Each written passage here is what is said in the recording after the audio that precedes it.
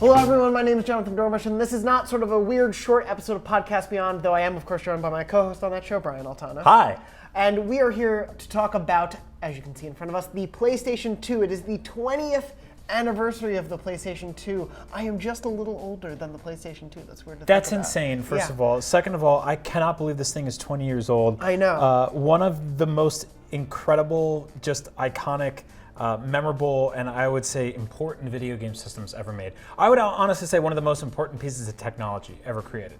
That's a high PS2. praise, I would say. But no, I completely agree with you. Of course, the PS2, it's the Japanese anniversary of it coming out. It came out a little later in North America, but this is the original PlayStation 2, not the first one ever made. I had one of these pretty early on in its life cycle, and it was sort of a foundational part of my gaming life growing up. I think it was, for a lot of people, it is, of course, the best-selling system home console of all time. Yep. And I think there's a lot of reasons for that. I think most importantly of all is the library. Yeah, the library was a huge part of this. I think after watching sort of Nintendo and Sony have their almost failed idea of a console, which split into two timelines, one of which gave us the Super Nintendo and the PlayStation. Both of those the companies basically divvied out in their own directions, and then Microsoft showed up.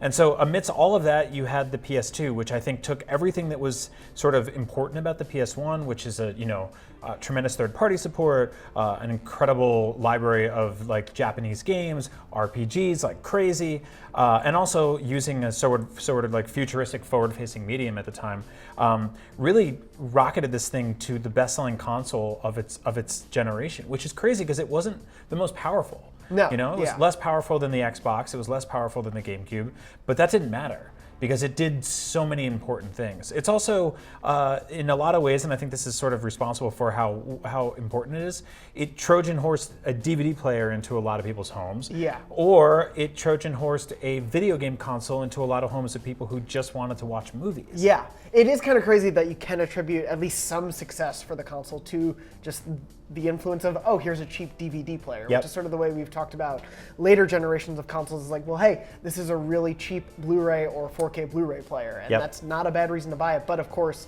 there was so much in terms of the game library as a reason to buy this. Obviously, for me, I've talked a bunch about it on Podcast Beyond, but the Kingdom Hearts franchise, I got that as a gift alongside the PS2 during as a Christmas present, and the two of those things, I booted that up and watched the intro cutscenes, this amazing JRPG, like, great pop song in there, and I was so in love with it, I just kept refreshing it and hitting that button over and over to keep watching it. And it was this sort of like incredible moment for me of like, this is what the PS2 can do.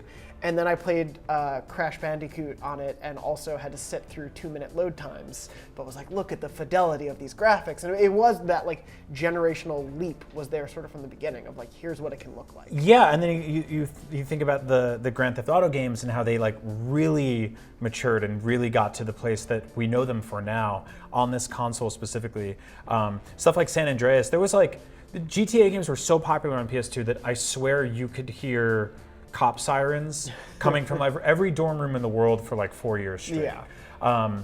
Shadow of the Colossus is one of the games that to me is synonymous with this console. I used to go over to my friend's house and we would just like sit in front of his big TV and watch that game unfold for hours and hours and hours, taking turns passing the controller, getting killed by these gigantic, some of the biggest creatures I've ever seen in a video game. I don't even want to call them bad guys because we get into a lot of story stuff there, But yeah, for me too, I think a really great thing about the PS2 is also it sort of solidified PlayStation and its first-party base as here's what we can do and here's the sort of collection of iconic franchises we can create. Because obviously that stuff was there on the PlayStation 1, but we really see the evolution of Naughty Dog with Jak and Daxter, with Insomniac, who was second party at the time, but Ratchet and Clank was so big, with Sucker Punch with Sly Cooper, and the list goes on. But what were some of your favorite exclusives, whether they were first party or not, for the PS2? The God of Wars were obviously a big deal for me. Shadow of the Colossus, like I said, was the game that basically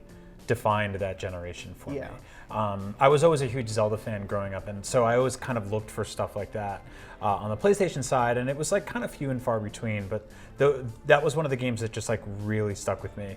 And then tons and tons of third-party stuff. You know, like it became a home for fighting games for me and my friends, even though like those are never really something I like excelled in, but the sort of party vibe of them made it like a really fun thing to do. For me, it was also such an important console because I was sharing experiences, like you were saying, with my friends. I wasn't in college at the time, but it was always having friends over and they were bringing their own games, and I was, you know, had my library, and we'd be sharing off. Whether it was, this is probably when I was most into sports games too, and there was sort of the pinnacle of NFL games at the time, and it was a really incredible shared experience console, and that's where I felt multiplayer really started to expand for me. Obviously, I think there was a way to sort of, you know, shift multiplayer online capabilities into this box through the back, but I never tried any of that stuff. Right. But it is interesting that that sort of experience, which is now so commonplace for us, was starting to be tooled with here, and obviously with Xbox and Xbox Live.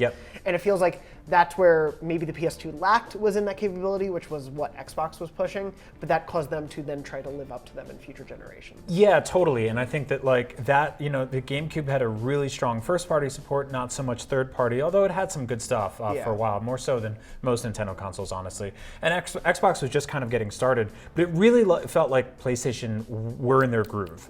And it was just, this momentum was unstoppable. They were selling tens of millions of consoles seemingly every month. They were amassing this gigantic library of games. I remember going into game stores and just like the GameCube section was over here, the Xbox section was over here, the PS2 section was like this sprawling, everywhere else. The entire store, I mean, even like, it wasn't the best place to play third-party stuff, but it got stuff like Killer 7 and Beyond Good and Evil, and like tons of, you know, the Soul Calibur games, and like every single time I was faced with the choice of like, where do I play this?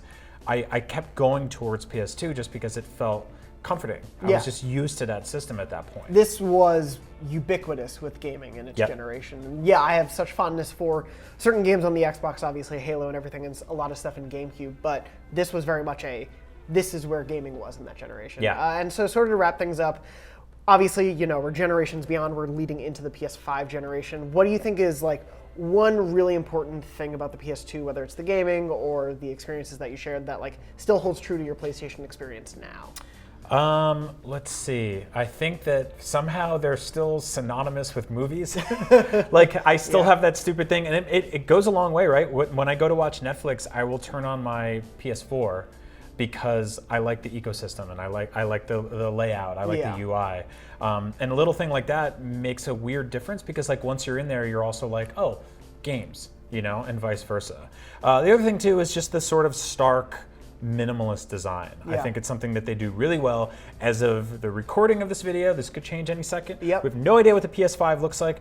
I hope it has like a really interesting, very sort of minimalist, iconic form factor, something like this. And I really hope it does what this does, which is allows you to rotate the logo if you want to keep it vertically. Yeah, it's not bad. I do hope it doesn't add in memory card spaces again, but yeah, this iconic sort of horizontal and vertical design that works either way has become synonymous with PlayStation consoles since, and I think form factor, library, just everything about it in its importance to gaming still stands true today. It's kind of shown why PlayStation continues to be this dominant force.